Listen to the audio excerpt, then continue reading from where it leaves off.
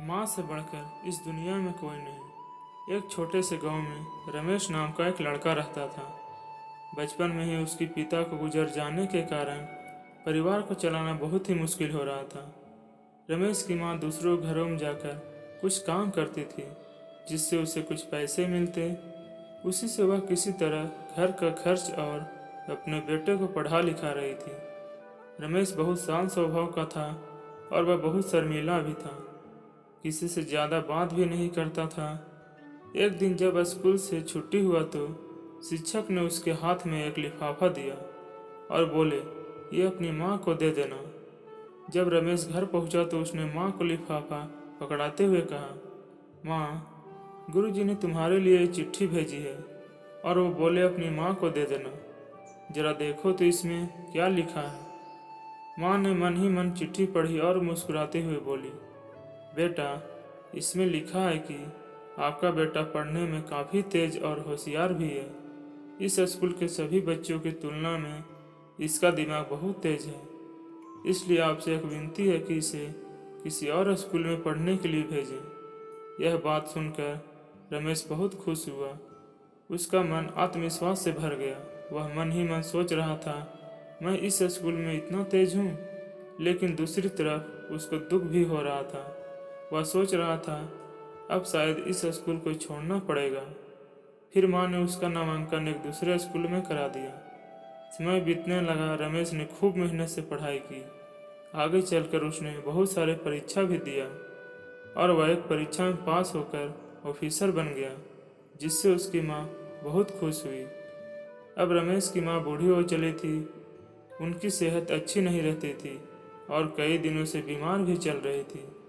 कुछ दिनों के बाद अचानक से एक दिन सेहत बहुत ज़्यादा खराब हो जाती है, जिसके कारण उनकी मृत्यु हो जाती है। रमेश के लिए यह पल बहुत बड़ा दुख का था। वह जोर जोर से रोने लगा।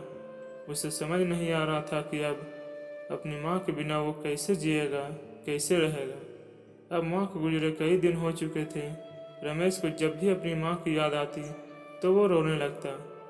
एक दिन उसने अपनी माँ की पुरानी अलमारी देखी और खोलने की कोशिश करने लगा।